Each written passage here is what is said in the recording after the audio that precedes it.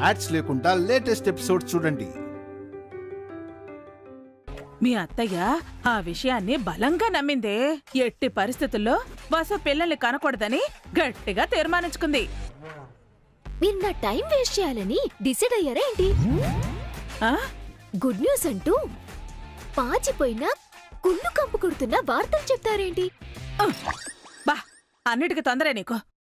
మీ అత్తయ్య ఈ రోజు కూడా స్వామీజీ దగ్గరికి వెళ్ళొచ్చింది. మీ అమ్మ ఆ స్వామీజీతో ఏం చెప్పించిందో తెలీదు కానీ ఇందాక మీ అత్తయ్య వసుని పక్కకు పిలిచి అబార్షన్ చేయించుకోమని చెప్పింది. నిజమా అంటే? నిజమే, నీ మీద ఒట్టే. వారం టైం ఇచ్చింది. వారంలోపు కడుపు తీయించుకోమని స్ట్రాంగ్ గా వార్నింగ్ ఇచ్చింది. అయితే నిజంగా ఇది గుడ్ న్యూస్ అంటే?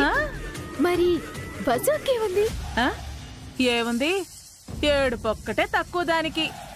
మీ అత్తయ్యను ఎదిరించడం లేదు, కడుపు తీయించుకోను లేదు. అయితే వసుకి ఇప్పుడు ఏం చేస్తుందంటారు? దానికి రెండు దారులున్నాయి. ఒకటి అబార్షన్ చేయించుకోవటం, 2 కడుపులోని బిడ్డని బతికించుకోవడానికి ఎవ్వరికి చెప్పా పెట్టకుండా ఇల్లు వదిలి వెళ్లిపోవడం. అయితే ఈ రెండింట్లో ఏది జరిగితే మనకి మంచిదంటే? ఏది జరిగినా మనకు మంచిదే. దాని కడుపులో బిడ్డని చంపినా, అది ఇంటి నుంచి వెళ్లిపోయినా రెండూ మనకి లాభమే. మీ అమ్మకి హ్యాట్స్ ఆఫ్ చెప్పాలే.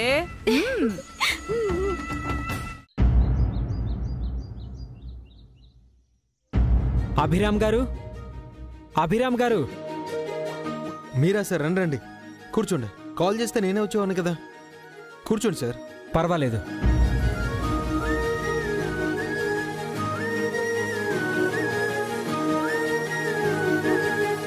మా అమ్మ, మా నాన్న. నమస్తే అండి. నమస్తే. నమస్కారం. నమస్తే. మా అన్నయ్య, వదిన. నమస్తే అండి. నాన్న, ఈయన సుబ్రహ్మణ్యం గారు. వీళ్ళ ఈవెంటే నేను చేస్తోంది. కూర్చోండి. పర్వాలేదు సార్. అభిరామ్ గారు లేరా?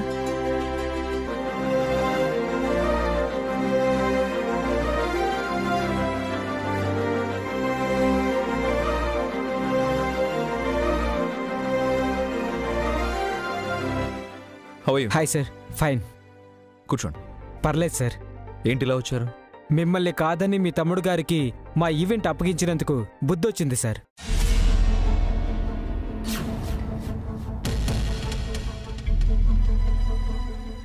అగ్రిమెంట్ తీసుకుని 10 రోజులైనా ఈవెంట్లో చిన్న మూమెంట్ కూడా లేదు.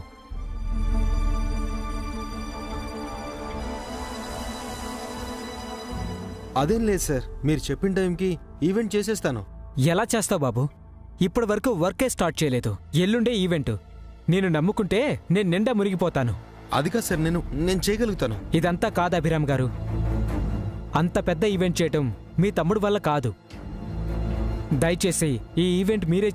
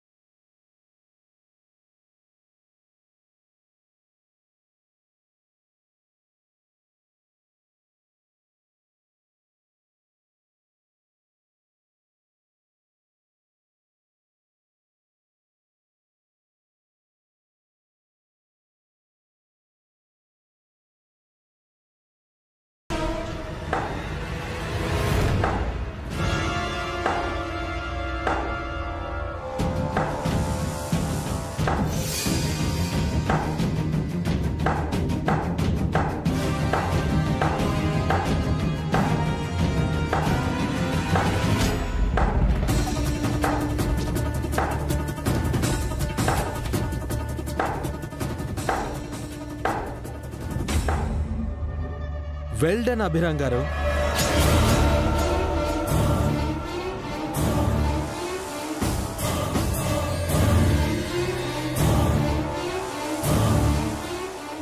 సూపర్. మీ తెలివికి నా జోహార్లు. మీ టాలెంట్కి సెల్యూట్ చేస్తున్నాను.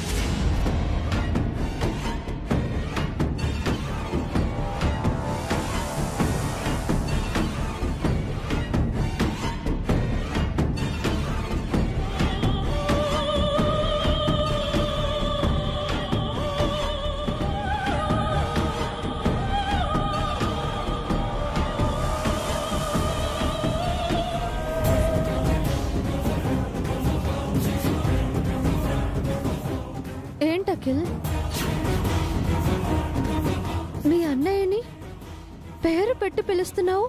ఓ సారీ వసుంధర గారు.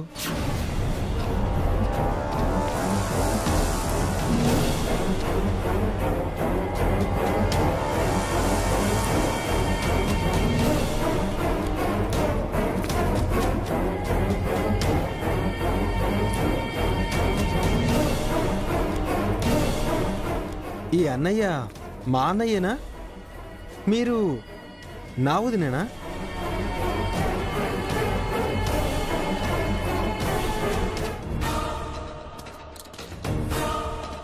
ఏంట్రా అలా అంటున్నావు?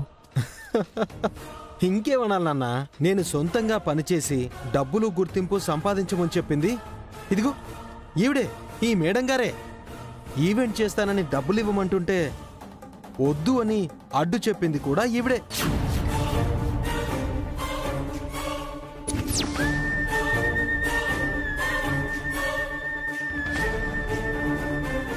ఇక ఈయన గారికి నేను ఎదగడం అస్సలు ఇష్టం లేదు. నా మీద నమ్మకం కూడా లేదు. నేను ఈవెంట్ చేస్తాను అంటే సస్సే మీరా వద్దంటున్నారు.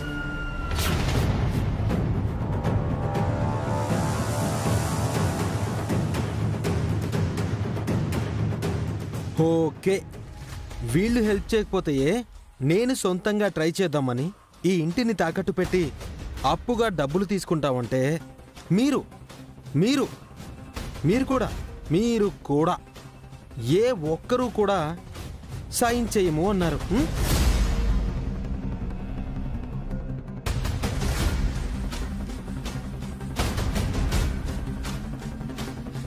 అది కూడా వదిలేసి నానా కష్టాలు పడి బయట ఫ్రెండ్స్ దగ్గర అప్పుగా తీసుకుని ఎల్లుండి ఈవెంట్ చేద్దాము అని నేననుకుంటుంటే ఇదిగో ఈయన గారు నాకొచ్చిన ఈవెంట్ని ఇదిగో ఇలా ఇచ్చి అలా లాగేసుకున్నారు. నేను లాగేసుకోవడం ఏంటి అఖిల్? నీ వల్ల కావట్లేదని తనే నాకు ఇస్తా అని చెప్పారు. నేను ఓకే అని చెప్పకముందే బలవంతంగా అప్పు చెప్పి వెళ్ళిపోయాడు. నేను నీ అంత తెలివైన వాణ్ణి కాకపోయినా మరీ అంత తెలివి తక్కువ వాణ్ణి కాదు. నేను ఈవెంట్ చేయకుండా ఆపడానికి ఇదంతా నువ్వు ఆడించిన నాటకమని తెలుసుకోలేనంత దద్దమని కాదు.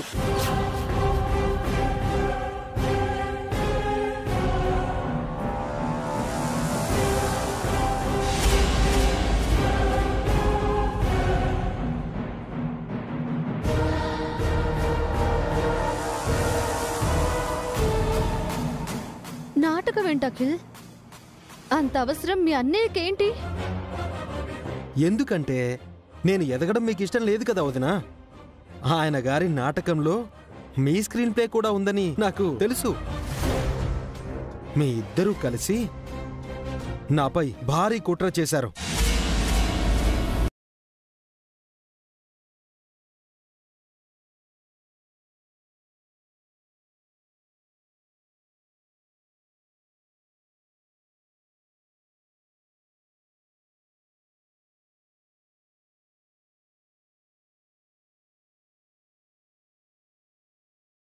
Mind your tongue.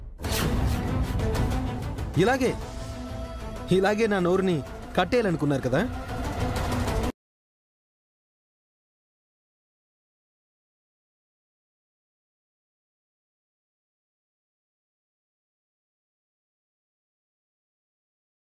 చేస్తారు కదా, చేసేస్తారు, నాకు తెలుసు.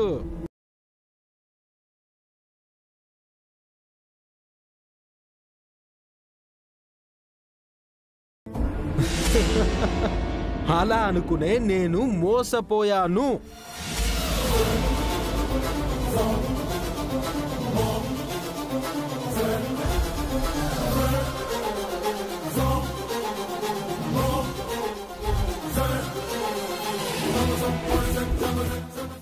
నాకేంటి, అమ్మా నాన్నల్లాంటి అన్నయ్య వదినలున్నారు.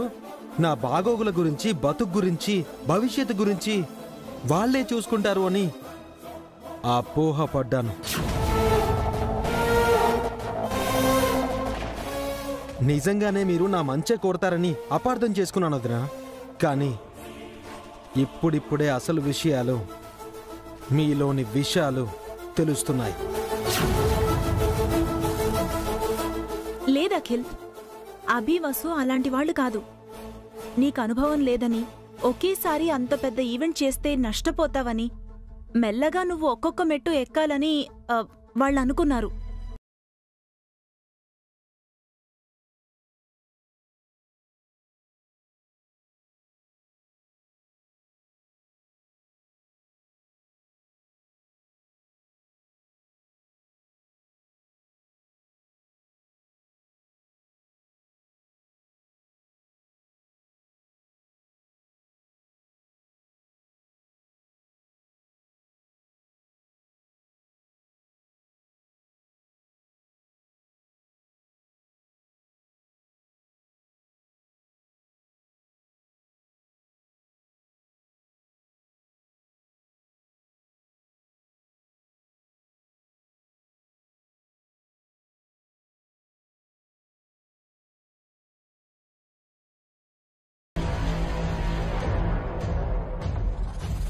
అయినా మీ ఇద్దరూ కలిసి ఒకసారి ఈవెంట్ చేయాలనుకున్నారు కదా, ఏమైంది?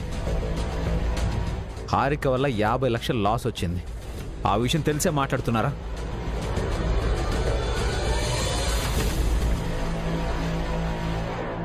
వ్యాపారం అన్నాక నష్టాలు రాకుండా ఉంటాయా అభి? నువ్వు కూడా అన్నీ తెలిసే మాట్లాడుతున్నావా? ఊహించని నష్టం రావడం వేరు, నష్టం వస్తుందని ముందే ఊహించడం వేరత్తయ్య.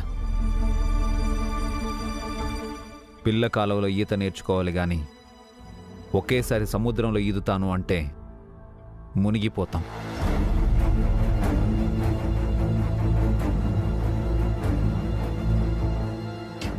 ఆల్రెడీ నేను మునిగిపోయానన్నయ్య. అది అర్థమవుతుందా మీకు? ఈ భాస్కర్ అన్నయ్య, పావని వదినలాగే నేను హారిక కూడా మీకు లైఫ్ లాంగ్ పని మనుషుల్లా ఉండాలి, అంతే కదా?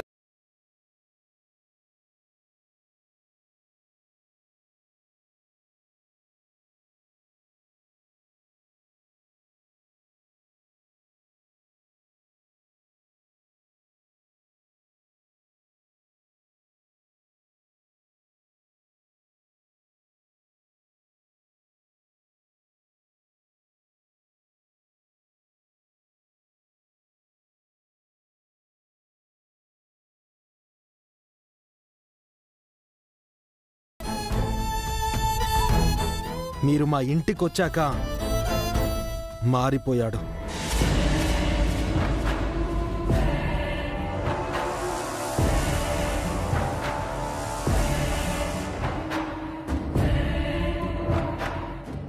మీరు మా అన్నయ్యని మార్చేశారు.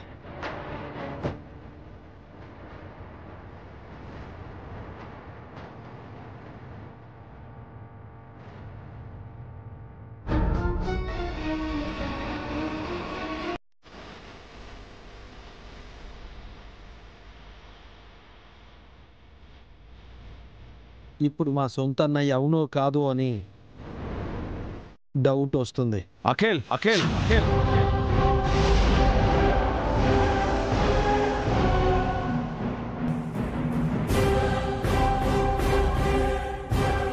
అవునబే, ఇది వరకు మీ ముగ్గురు ఎలా ఉండేవారు, ఇప్పుడు ఎలా ఉంటున్నారు? ఇదంతా ఈ వసు వల్లే కదా.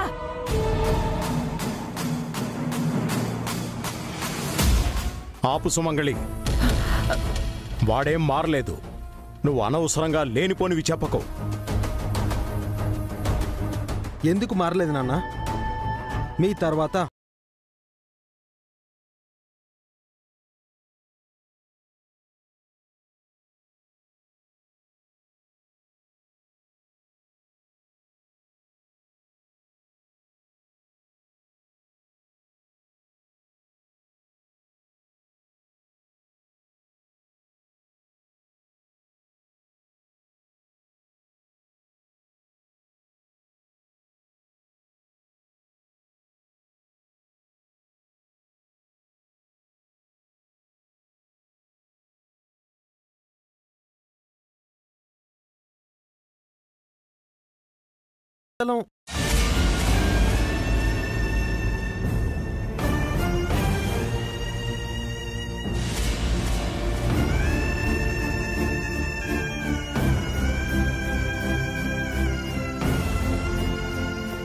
మీరు ఏం చెప్తే మేమది చెయ్యాలి.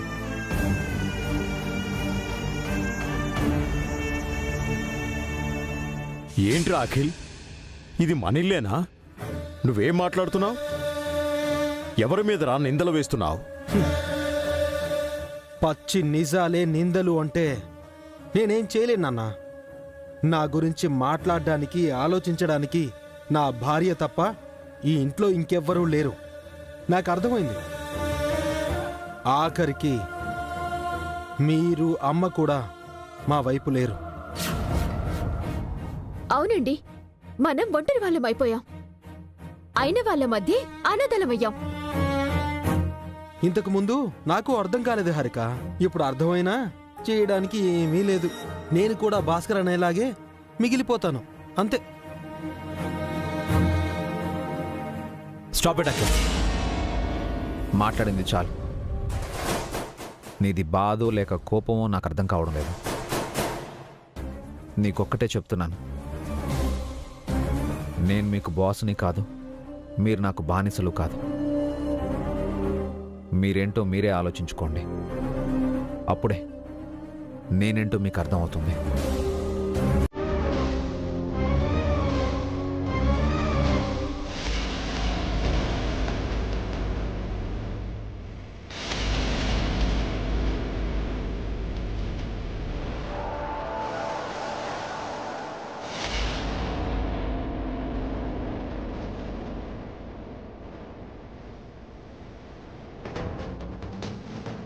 నాన్న తర్వాత అన్నయ్యే పెద్దవాడు. కానీ నాన్న తర్వాత ఆ స్థానం అన్నయ్య తీసుకోలేదు.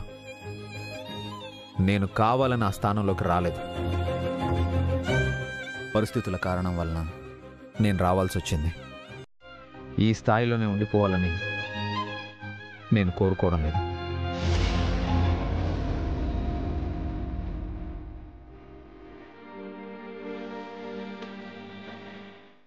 ఎవరొచ్చి అడిగినా చైర్ ఇవ్వడానికి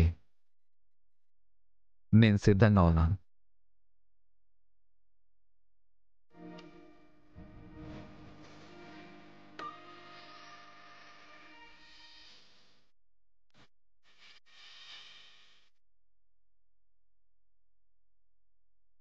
ఏంట్రా అఖిల్ ఇది? నాది బాధో కోపమో అన్నయ్యకి అర్థం కాలేదంట. మీకు కూడా అర్థం కాలేదనన్నా?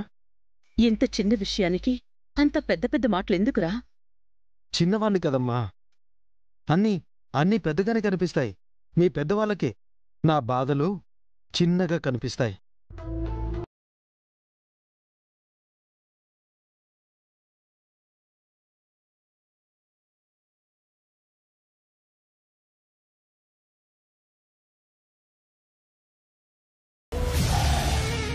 అఖిల్ గాడు భలే బాంబు పేల్చాడు. సరైన సమయంలో సరైన గొడవ చేశాడు. Yes aunty.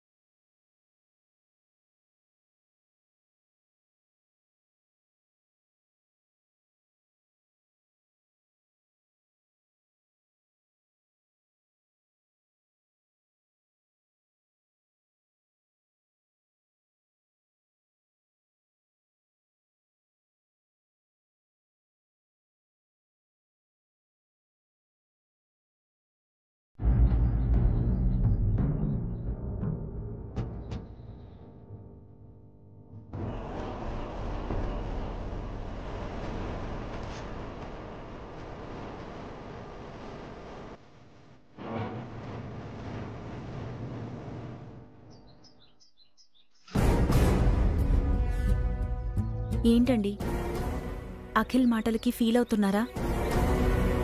లేదు పావని, అఖిల్ పట్ల అభివసులు ప్రవర్తిస్తున్న తీరుకి బాధపడుతున్నాను. అదేంటండి, వాళ్ళేం చేసినా అఖిల్ మంచి కోసమే కదా.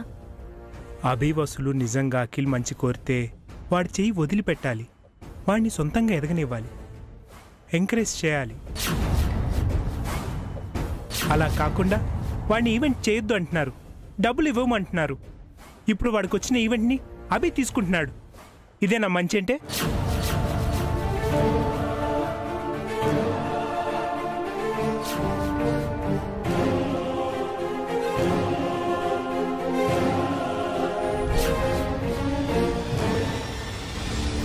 ఇదేంటి బావగారు ఆయన్ని అంతలా అపార్థం చేసుకుంటున్నారు?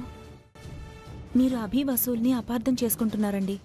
అనుభవం లేని తొలిసారే అంత పెద్ద ఈవెంట్ చేస్తే నష్టపోతాడని అభి వసూలు వద్దన్నారు. అనుభవం ఏమన్నా ఆకాశం నుంచి ఊడిపడుతుందా? ఏదైనా పని చేస్తే కదా వస్తుంది. అఖిల్కి ఒక అవకాశం ఇస్తే కదా వాడు నేర్చుకుంటాడు.